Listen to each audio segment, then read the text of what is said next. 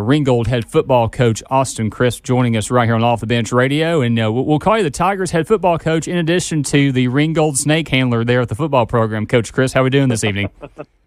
Good. How are you doing? Doing good. So is that a common problem to deal with wildlife and reptiles there around Don Patterson Field? That's the second time in, I guess, maybe 4 years. That time I was actually walking into the bathroom and was using the bathroom, and he in the dark, and he slithered across my foot. So, oh my gosh! Yeah, nightmare fuel right there. So it was a good time. But well, obviously, a pretty big football game coming up for you and your team this week. Gotten off to a good start for the 2024 season. 2 big wins. And looking forward to getting back home and getting that home field advantage there at Ringgold. Kind of talk about your team's start to the season and where your squad's at, getting ready to take on Heritage on Friday night. Mentally, I think we're where we need to be. Physically, when it comes to injuries and stuff, we're not where we need to be. There's going to be some guys who are going to be out this game that we would really like to see play, and there's some guys who are question marks right now. But when it comes to the first 2 games of the season, I felt like our guys played really well against a really, really physical, well-coached Dade County football team. And then, we had to kind of take a step back and reevaluate some things because we felt like we made plenty of our mistakes against Dade, and we were able to fix those at Murray County. But overall, we feel mentally we were prepared. Yeah, Coach, talk about the scout for Heritage and just the rivalry aspect of this game. How does that affect kind of the mental makeup of the team? And like I said, just what is it going to take for Ringgold to pull out a victory against a very talented Heritage team this year? Well, I mean, the biggest thing is we've got to stop Slaughter's boy. He's a heck of a running back, and we got to keep our eyes on 11 the whole time. We've got to be able to move the ball consistently and consistently when we get in the red zone, unlike when we did against Dade County, is we got to get 7 on the board instead of 3.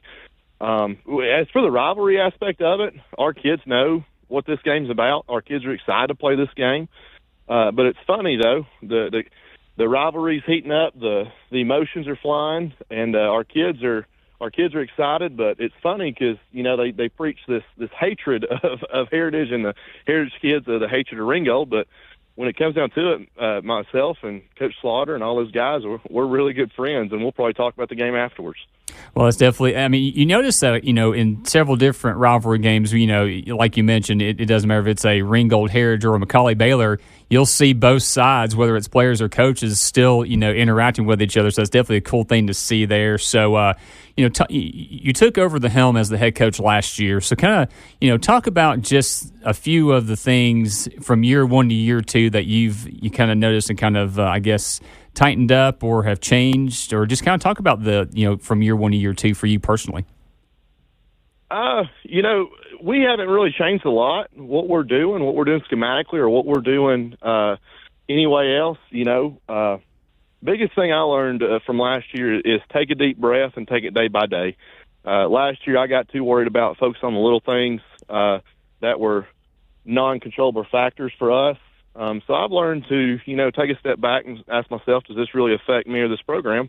And if the answer is no, I'm not going to worry about it. Talk, Coach, about, we spoke to the injuries a little bit earlier. Talk about kind of players stepping in and filling those gaps, and just kind of the impressions you've had been put upon by some of those young freshmen that have stepped up in those big situations and pull off got your first region win over Murray County last week.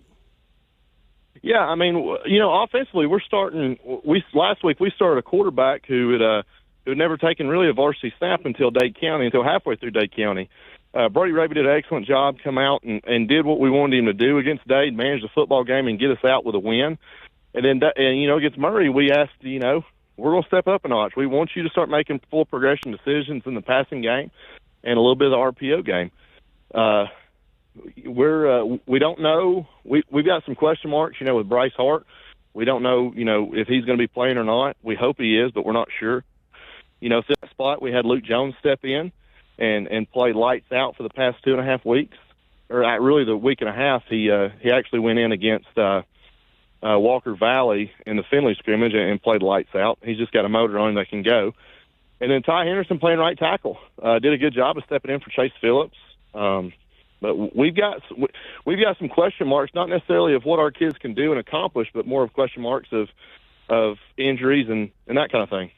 You're listening to Ringgold head football coach Austin Crisp right here on Off the Bench Radio on Talk 102.3. And Coach, we've during our summer series, we had local coaches and athletes come in and kind of learn about them on and off the field. And one thing we kind of talked about with our coaches in the area, we'll ask you this too, is just the family aspect, right? Because your families are just as involved in the program as you are, being there, supporting you and the program in the community, and obviously you with a little one as well. Kind of talk about just that angle and kind of what they mean to you as far as supporting you every Friday night and whenever you're there at Ringgold High School leading the Tigers.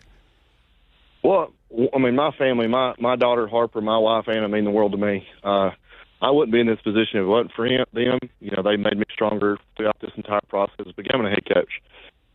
When it comes to support, it's really hard for a head coach and even an assistant coach for families to really understand what we go through.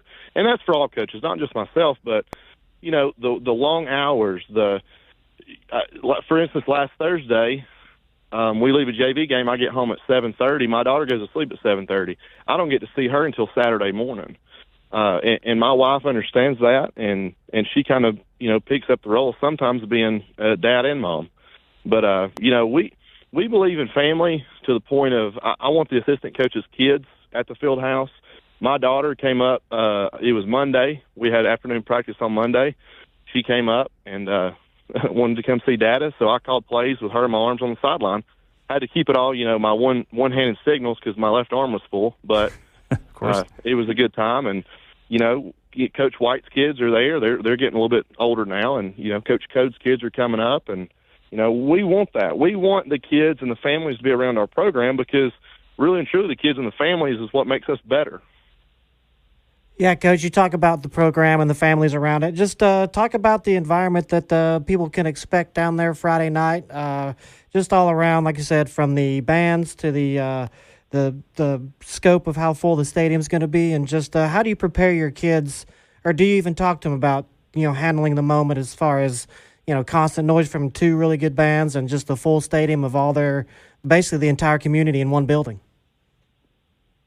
For fans wise, if you've never experienced real high school football, you need to come to this game. It's an unbelievable game. Last year, I think Ringo Rob said there was over 8,000 people at this game. We're probably expecting a little bit more this year. But for our guys wise, we don't talk about it. We just tell them it doesn't matter if we're playing Dade, Murray, Heritage, or we're traveling to Tuscaloosa to play Alabama. We have a job to do, and we expect to execute it.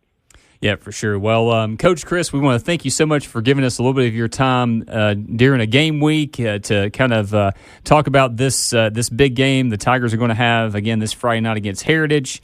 And you can hear our updates. We'll be there for Coca-Cola Red Zone Center for Sports Medicine Orthopedics Game of the Week beginning at 8 o'clock. And looking forward to covering another Catoosa County battle. And we will see you on Friday night. Appreciate the time as always.